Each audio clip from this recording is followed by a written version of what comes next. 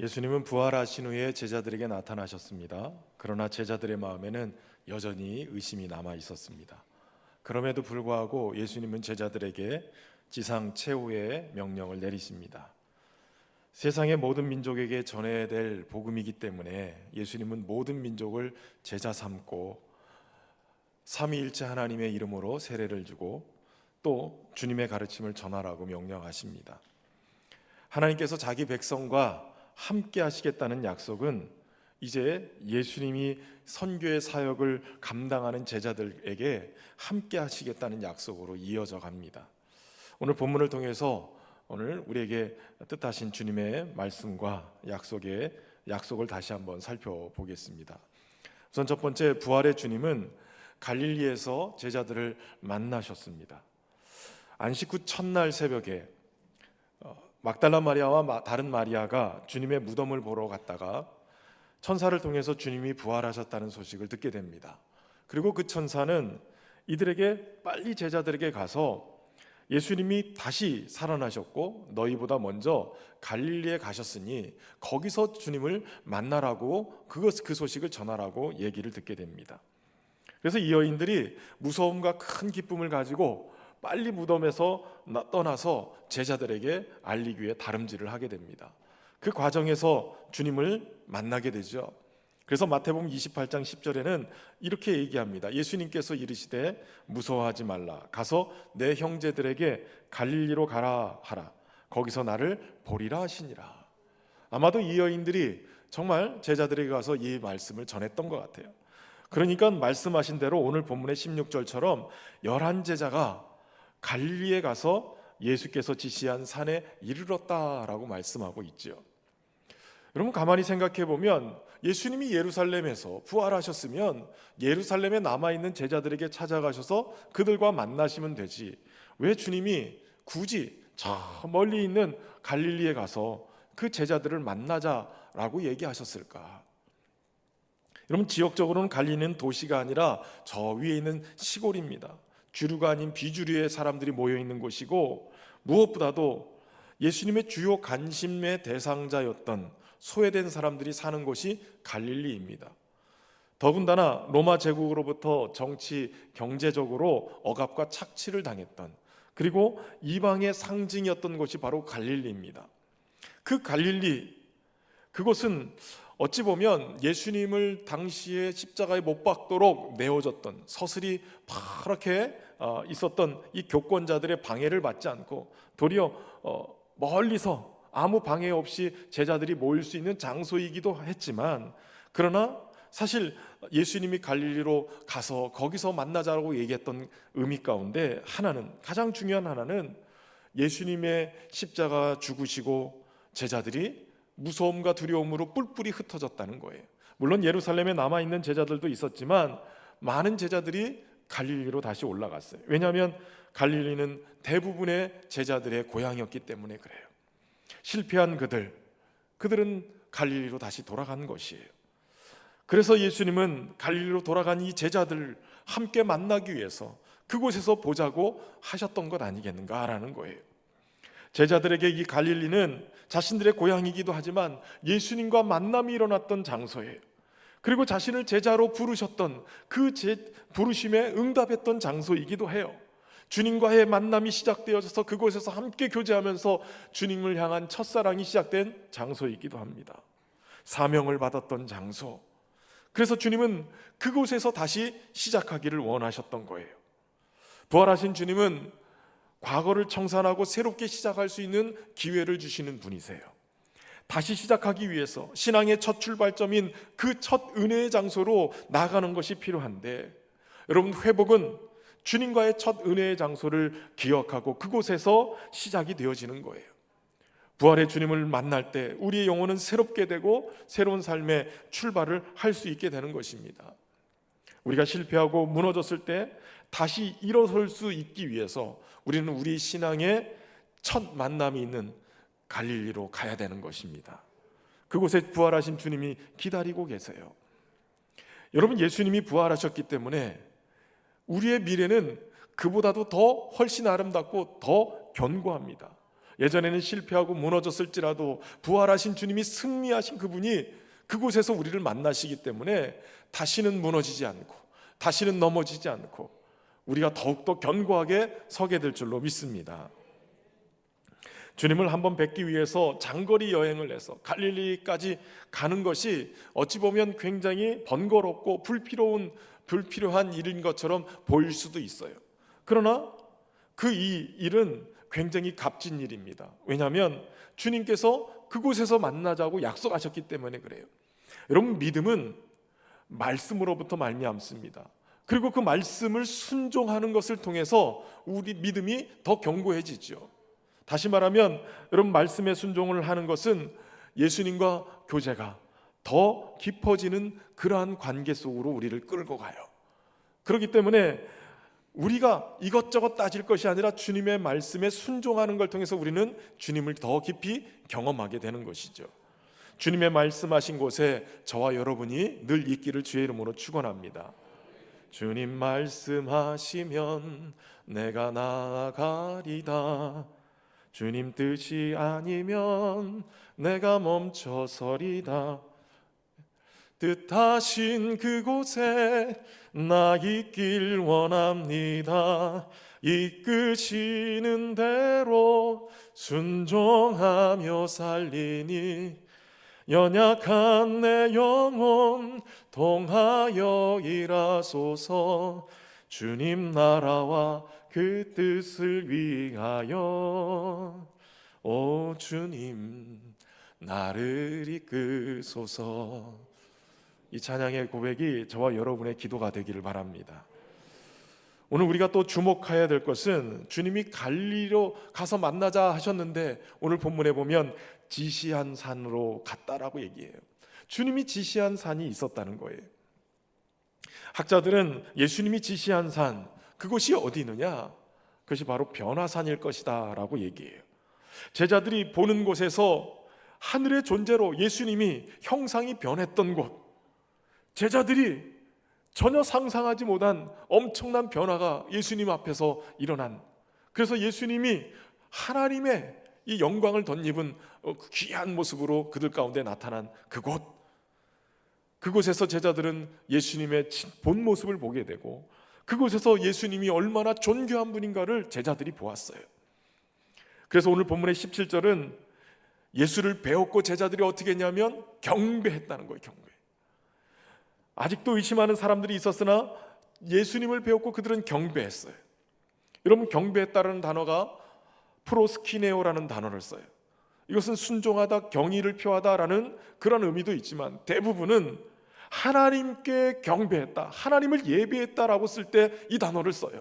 그러니까 지금 제자들은 변화산에 서신 부활의 영광을 가득 담고 그 변화산의 영광 속에 임하신 예수 그리스도를 보고 경배하는 자가 됐어요. 그저 스승이 아니라, 선생이 아니라 예수님은 바로 하나님의 아들로 영광 가운데 주님의 영광을 드러낸 그 자리에서 모든 제자들에게 경배를 받으실 분이라고 선포된 것이에요. 여러분, 신앙의 눈으로 우리가 주님을 바라보면 우리 주님은 우리의 예배를 받으시기에 합당하신 분이세요. 여러분의 영안이 뜨여져서 예수 그리스도가 그저 여러 스승 중에 한 사람이 아니라 영광스러운 하나님으로 고백되어지는 은혜가 있기를 주의 이름으로 축원합니다. 그런데 경배를 하면서 어떤 사람은 의심했다는 거예요. 그들 중에 의심하는 자가 있었다는 것이죠. 여러분, 우리가 똑같이 예배하지만 우리 안에 의심이 일어나는 사람들도 있을 거예요. 도대체 이들은 왜 경배하나 의심하는 사람이 되었을까요? 사실 변화산에서 변화된 예수님의 영광스러운 모습을 본 사람들은 베드로와 야고보와 요한뿐이었어요.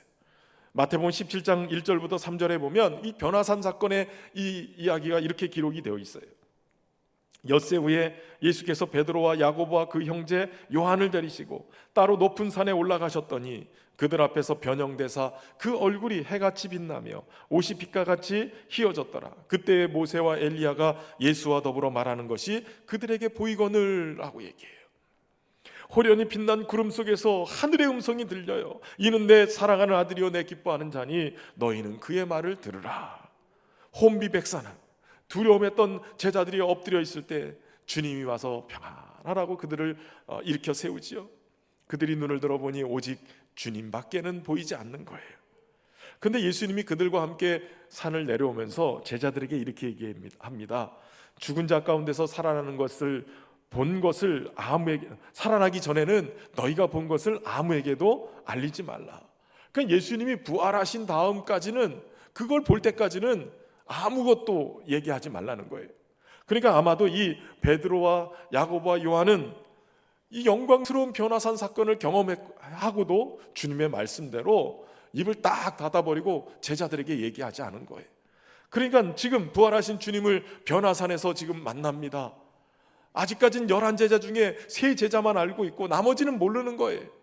그러니까 익숙하지 않은 영광스러운 주님의 모습을 보고 부활하신 주님인지 아닌지 헷갈린 거예요. 의심하는 일이 벌어져요. 여러분, 신앙은 때로는 의심을 갖고 질문을 하면서 확인하고 그리고 성장하면서 깨닫게 되어져요. 사실 진실한 믿음을 가지고 잘 믿는 것 같다가도 어느 순간인가 약해지기도 하고 흔들리기도 해요. 그러니까 믿음과 의심, 이것은 어떻게 보면 마치 평행선을 달리는 것 같아요. 저울추에 한쪽이 무거우면 한쪽이 가벼워지고 한쪽이 무거우면 한쪽이 또 올라가는 것처럼 믿음이 여러분 강해지고 무거워지면 의심이 점점 줄어들어요. 가벼워져요. 그러나 의심이 더 무거워지면 믿음이 점점 줄어드는 거죠. 그런데 여러분, 마태는 왜 굳이 제자들이 예수님을 경배했으나 그 중에 의심하는 자가 있다라고 얘기했을까요? 우리를 시험에 들게 하고, 야, 제자들도 의심했구나, 주님이 부활하지 않은 거 아니야, 이렇게 하기 위해서 이 글을 썼을까요? 반대예요. 여러분, 제자들은 그때만 해도 의심하고 있었어요. 그러나 계속 예수님과 함께 동행하면서 주님을 시험해보고 그리고 나서 그 후에야 참된 진리를 붙잡았어요. 이것이 사실이구나, 예수님이 부활하셨구나. 40일 동안 제자들과 함께 다니면서 가르쳐 주셨어요. 예수님이 부활하셨구나. 흔들리지 않은 믿음으로 부활신앙을 딱 붙들으니까 그들은 자신의 생명을 아끼지 아니하고 순교하는 자리까지 간 거예요. 여러분, 그렇다고 무조건 의심하라는 말이 아니에요. 의심이 들어도 우리의 의심이 도리어 확인하고 말씀 안에 쓰면서 주님과 함께 동행하기를 애쓰면서 믿음으로 서면 이 믿음이 우리를 영광스러운 주님 앞으로 인도해 간다는 거예요. 소망하기는 저와 여러분이 의심이 아니라 이제는 믿음으로 서서 주님의 영광을 드러내는 그런 복된 인생들 되기를 주의 이름으로 축원합니다. 두 번째, 부활의 주님은 하늘과 땅의 모든 권세를 가지신 분인 거예요. 자신의 영광을 드러내신 주님이 제자들에게 18절에 이렇게 말씀하세요. 예수께서 나와 말씀하여 이르시되 하늘과 땅의 모든 권세를 내게 주셨으니, 하나님 아버지께서 예수님에게 하늘과 땅의 모든 권세를 주셨다는 거예요. 사도 바울은 그 권세가 어떤 정도의 권세인지를 빌립보서 2장에서 말씀해주고 있는데 6절부터 11절까지 길지만 같이 한번 읽어보겠습니다. 시작. 그는 근본 하나님의 본체시나 하나님과 동등됨을 취할 것으로 여기지 아니하시고 오히려 자기를 비워 종의 형체를 가지사 사람들과 같이 되셨고 사람의 모양으로 나타나사 자기를 낮추시고 죽기까지 복종하셨으니 곧 십자가에 죽으심이라.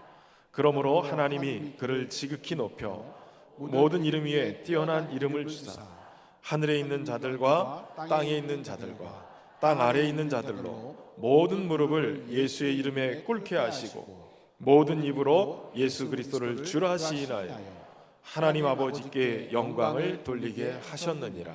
아멘. 하나님의 본체이시나 종의 형체를 가져서 사람처럼 되셔서 죽기까지 순종하신 그 예수 그리스도, 그분의 이름을 하나님이 높이셨다는 거예요. 그래서 땅에, 하늘에 있는 것들이나 땅에 있는 것들, 땅 아래에 있는 모든 것들이 그 모든 무릎을 예수님의 이름에 무릎을 꿇고 예수님을 나의 구주라고 그렇게 선포하게끔 만드셨다는 거예요. 여러분, 부활의 첫 열매가 되신 예수님의 부활, 모든 사람의 마지막에 닥칠 이 죽음이라는 흑암을 이긴 것뿐만 아니라 하늘과 땅에, 땅 아래에 있는 모든 권세를 통치하시는, 다스리시는 권세를 가지신 분이시라는 거예요. 모든 권세가 그분의 이름에 무릎을 꿇고 예수 그리스도가 주님이시라고, 예수 그리스도가 왕이시라고 신하게 만드셨다는 거죠. 여러분, 예수님에게는 죄를 사할 권세뿐만 아니라 교회를 모으고 가르치고 다스리는 권세, 그리고 자신이 기뻐하는 자들에게 영생을 선물로 주실 수 있는 권세가 있어요. 어둠의 권세를 깨뜨려 버리고 자유케 하시는 그 모든 권세, 이게 예수님 앞에, 예수님의 이름에게 있다는 거예요. 이제 사명을 감당하라고 보내는 제자들에게 주님은 그 능력과 권세를 나눠주십니다.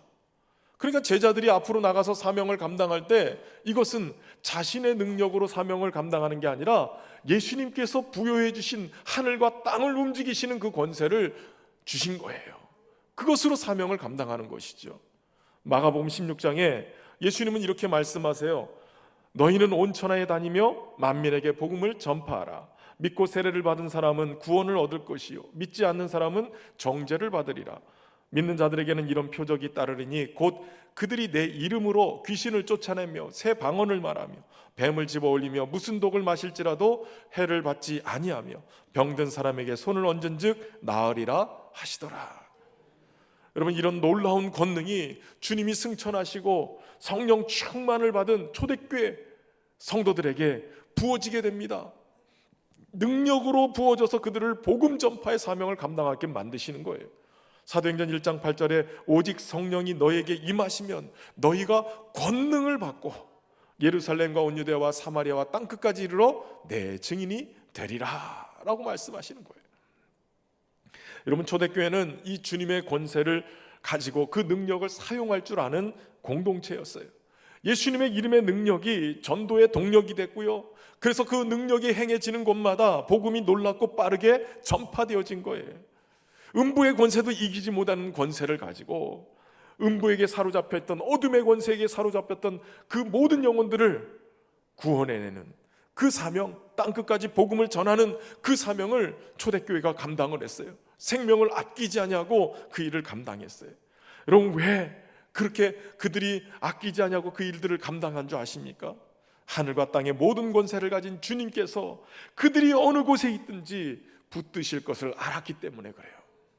시편 139편 9절에 내가 새벽 날개를 치며 바다 끝에 가서 거주할지라도 거기서도 주의 손이 나를 인도하시며 주의 오른손이 나를 붙드시리로다.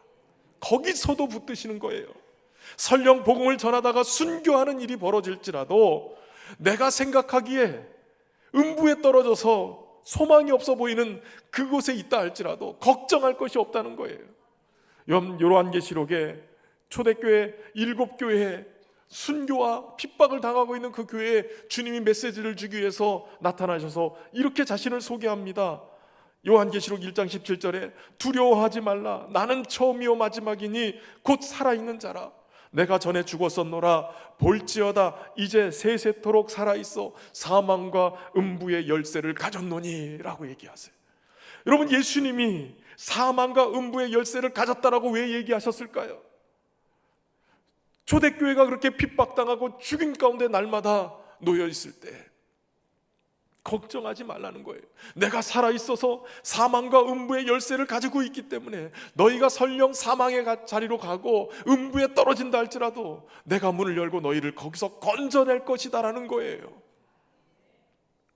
그러니 걱정하지 말고 주신 복음을 증거하라는 거예요. 사명을 감당하라는 거예요. 시편 2편 8절에 내게 구하라. 내가 이방 나라를 내 유업으로 주리니 내 소유가 땅끝까지 이르르려다. 만물이 하나님의 것이에요. 하나님은 그 권세를 예수님께 주셨어요. 예수님은 사명을 감당하는 제자들에게 이 권세를 부여해 주십니다. 무엇보다도 필요를 따라 제자들이 구하기만 하면 주시겠다고 약속하세요. 하늘과 땅의 능력과 권세를 사용하면 구하기만 하면 이방 나라도 내 유업으로 주시겠다는 거예요. 구하기만 하면 내 이웃도, 내 형제도, 내 모든 가족들도 주님이 주시겠다는 거예요. 주의 나라와 영광이 드러날 수 있도록 구하는 자에게 주시는 권세가 주어진 줄로 믿습니다.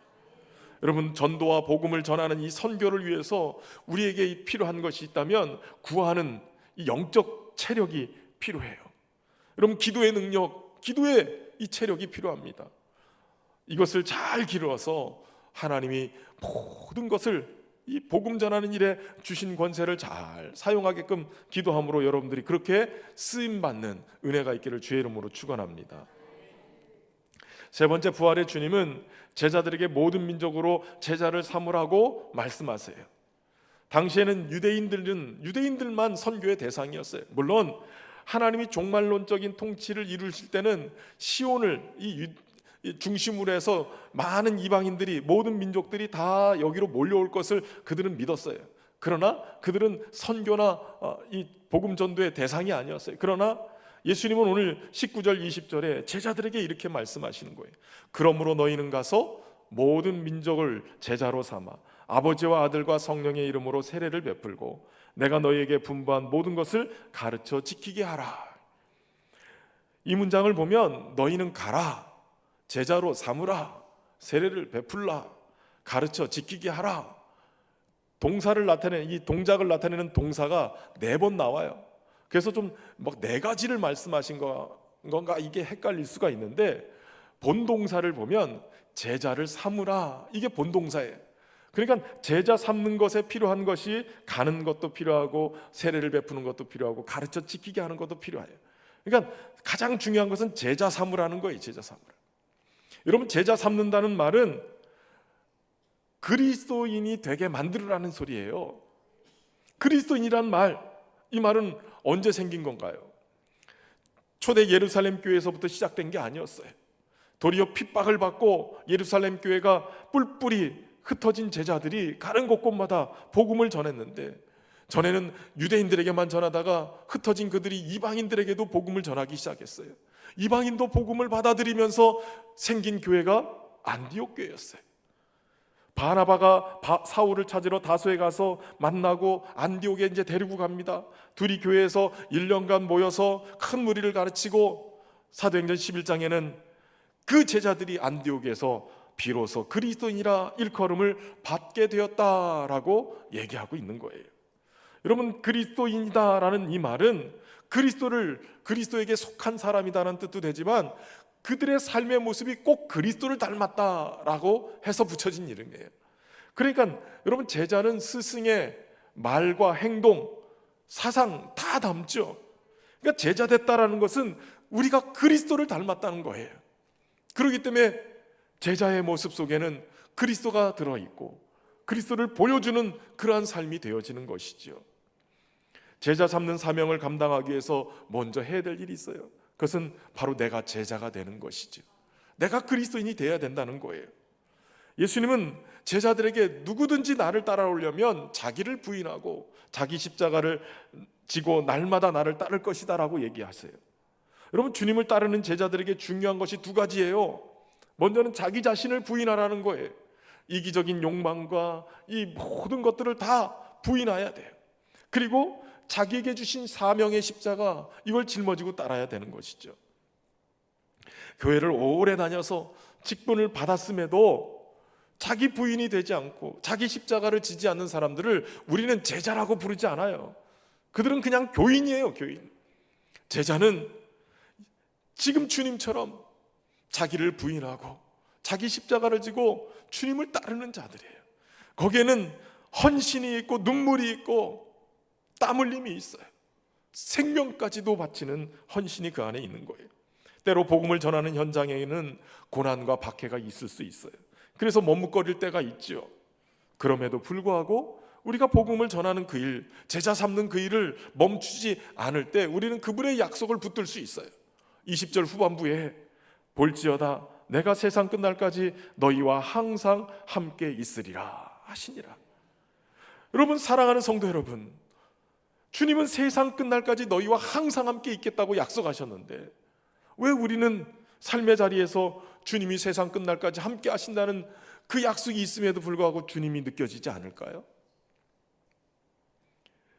이 말씀은 택함받은 선교사님들이나 목회자들에게만 주신 말씀이야, 이런 생각하지 않으시나요? 아니면 우리는 그냥 선교 헌금이나 좀 하고 우리의 삶은 편한 대로 내 마음대로 살면 되는 거 아니야? 이런 생각하지 않으셨나요? 오늘 이 약속의 말씀은 우리 모두에게 주신 말씀인 줄로 믿습니다. 땅끝까지 이르러 복음 전하는 사명, 이것은 주님이 부르신 모든 성도들, 모든 제자들인 우리 모두가 지켜야 될 말씀인 줄로 믿습니다. 물론 교회 사역이든 해외 선교 사역이든 이런 사역을 하기 위해서는 전문적인 훈련이 필요하기도 하지요. 그러나 가만히 생각해 보면 오히려 우리의 삶의 자리, 각자의 삶의 자리, 거기에 전문가는 여러분들이에요. 여러분, 여러분의 직업으로 하나님이 부르셨어요. 그 직업의 자리, 거기에서 여러분들은 선교사로 살아야 돼요. 삶의 각자의 자리에서 우리는 예수 그리스도를 드러내는 그런 복음의 삶, 선교적 삶을 살아야 될 줄로 믿습니다. 그렇게 사는 곳, 그것이 어느 곳이든지 그것이 거룩한 땅이 되도록, 그리고 주의 복음이 역사하는 자리가 되도록 주신 권세와 권능을 가지고 사명을 감당할 수 있기를 바랍니다. 그렇게 살 때 주님은 세상 끝날까지 함께 하시겠다고 약속하신 거예요. 어떤 상황에 처해 있다 할지라도 주님이 그곳에 함께 하시고 역사하시는 거예요. 여러분, 우리는 가만히 생각해보면 복음의 빚진 자들이에요. 서울에 있는 외국인 묘지에 가보면 거의 100여 명이 넘는 선교사님들이 무덤에 묻혀 있어요. 그들 대부분이 20대 초반에서 30대 중반이에요. 부활을 소망하는 글귀들이 이제 비석에 이렇게 새겨져 있는데, 그 중에서 눈길이 이렇게 가는 묘비가 하나 있어요. 24살의 젊은 나이로 조선에 와서 불과 9개월도 지나지 않아서 순교한 루비 캔드릭이라는 선교사님이에요. 그 묘비에 이렇게 쓰여져 있어요. 만일 내게 1000개의 생명이 주어진다면 그 모든 생명을 조선을 위해 바치리라. 미국 텍사스 남감리교회의 독실한 가정에서 태어난 이 루비 캔드릭은 소녀 시절부터 이 구령의 열정에 불타올랐던 사람이래요. 난 해외 선교사가 돼야 되겠다라고 결심하고 텍사스 여자 고등 성경학교에 입학을 했는데 1905년 6월에 졸업한 그녀의 나이가 선교사 파송 연령이 너무 이렇게 낮았어요. 그래서 못 간다는 거예요. 그래서 교사로 1년, 학부 과정 1년을 더 수학하면서 해외 선교사로 훈련을 더 하고 있었어요. 그 기간 동안에 그녀가 텍사스 앱윗 청년회 대표가 됐고 1907년 9월에 남감리교회 여자 외국 선교부의 파송을 받아서 조선으로 달려왔다는 거예요. 그 루비 캔드릭 선교사님이 조선에 있으면서 부모님에게 보낸 편지가 전해지는데 이 편지를 우리 전미향 성도님이 목소리로 한번 들어보겠습니다.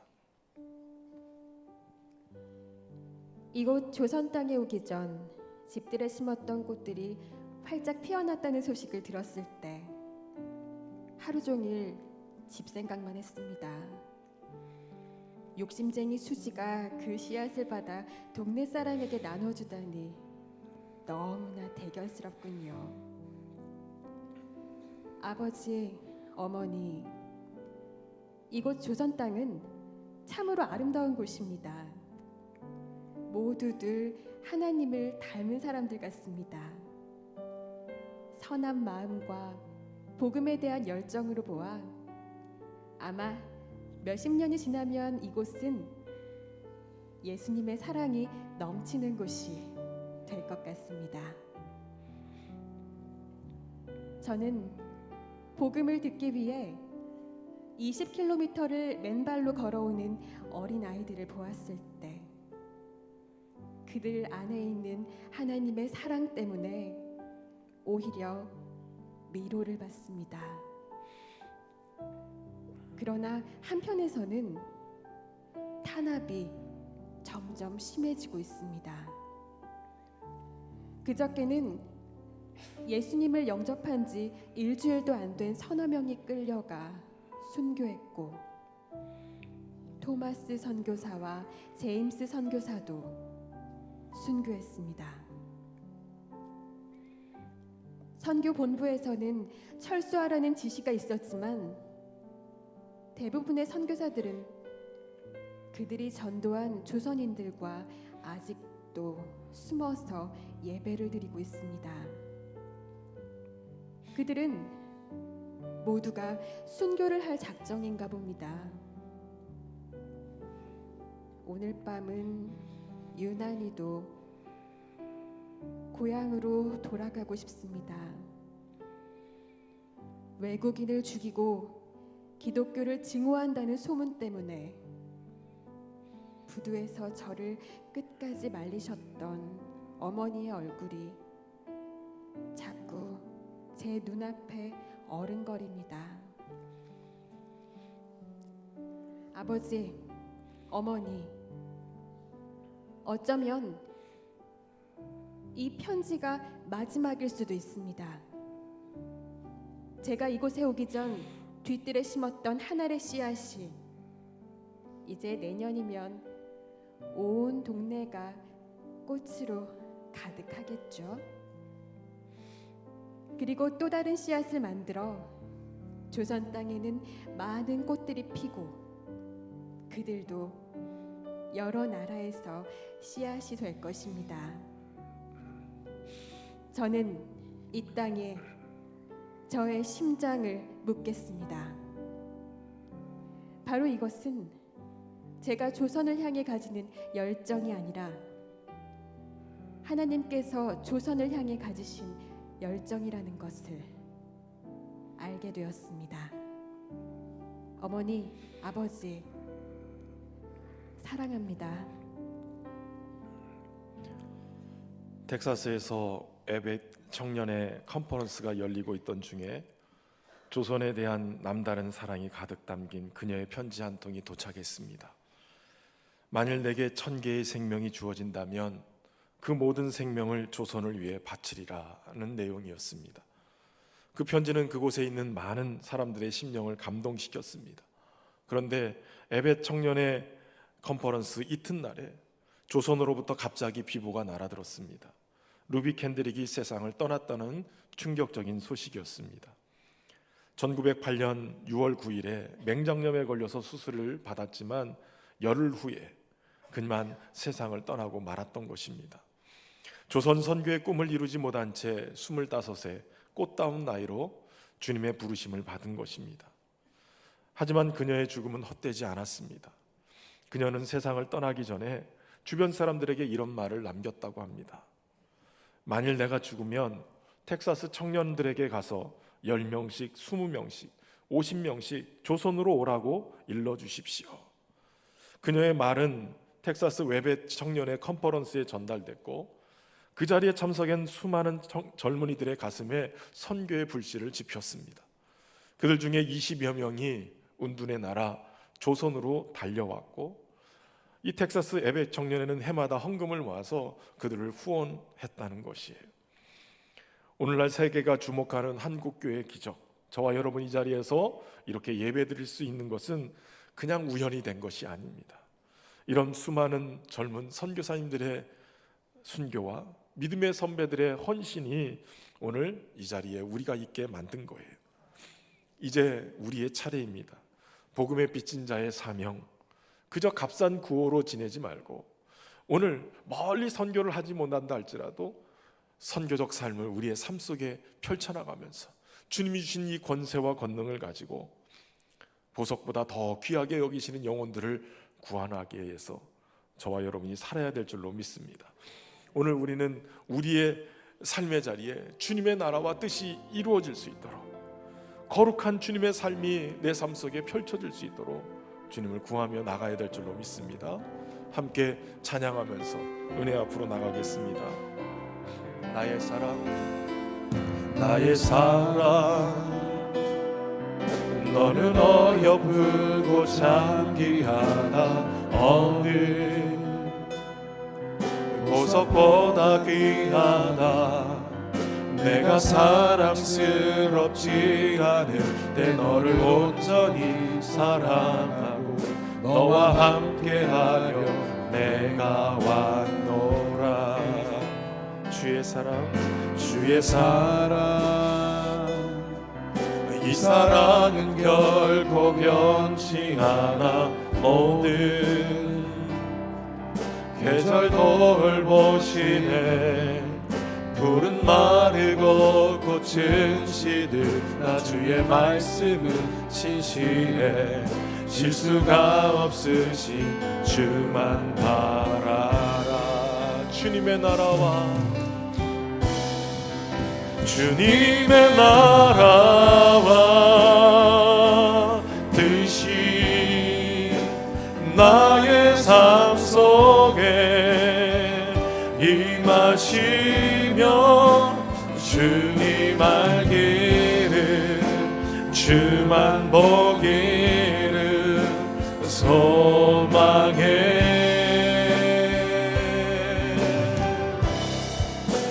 거룩히 살아갈 힘과 두려움 없는 믿음 주신 나의 하나님 완전한 사랑 찬양해. 찬양하리 만군의 주 찬양하리 만군의 주 영원히 함께 하시네. 존귀하신 사랑의 왕 영원히 통치하시네. 주님의 나라와 뜻이 나의 삶 속에 임하시며 주님 알기를 주만 보기를 소망해.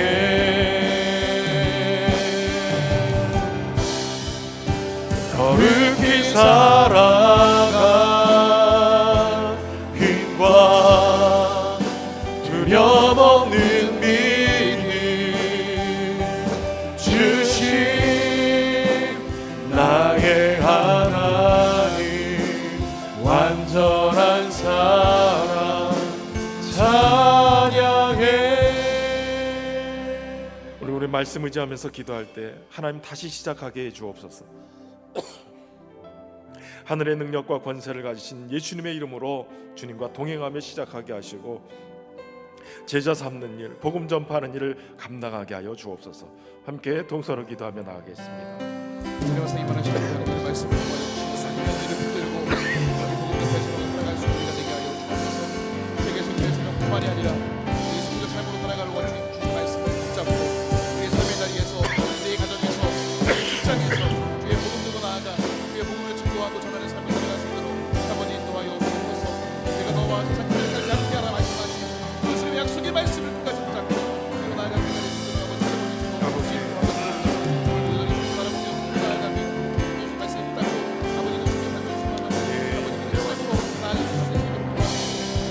오늘 하나님 증거하는 자로 살게 하여 주옵소서. 제자로 살게 하여 주옵소서. 제자 삼는 귀한 일들을 감당하는 우리가 되게 하시옵소서. 두려움 없는 믿음을 허락하여 주옵소서. 인도하여 주옵소서. 교회를 인도하여 주옵소서. 아버지 역사하여 주옵소서. 사랑의 주님 감사합니다. 많은 순교의 피를 통하여 죄의 몸된 교회를 이 나라 가운데 세우시고 그 믿음을 전수하여 오늘 이 자리에서 우리가 예배하게 하신 것 감사합니다. 하나님, 쓰러지고 무너졌던 우리의 신앙을 다시 신앙의 고향인 갈릴리에서 찾게 하시고 영광의 주님을 만나게 하셔서 다시 일어설 수 있는 은혜를 허락하여 주옵소서. 무엇보다도 하늘과 땅의 모든 권세를 가지신 주님께서 세상 끝날까지 우리와 함께 하신다는 약속을 믿고 복음을 전하는 자로 제자 삼는 삶으로 살아갈 수 있도록 은혜 베풀어 주옵소서. 무엇보다도 두려움 없는 믿음을 우리에게 허락하셔서 주님의 나라와 의가 뜻이 우리 가운데 펼쳐지게 하시고 우리의 가정과 이웃들과 열방을 향해서 주의 복음을 증거하는 자로 살게 하여 주옵소서. 삶이 복음이 될 수 있도록 하나님 우리에게 은혜를 베푸시고 그리스도를 드러내는 믿음의 삶이 되게 하여 주옵소서. 예수님의 이름으로 기도하옵나이다.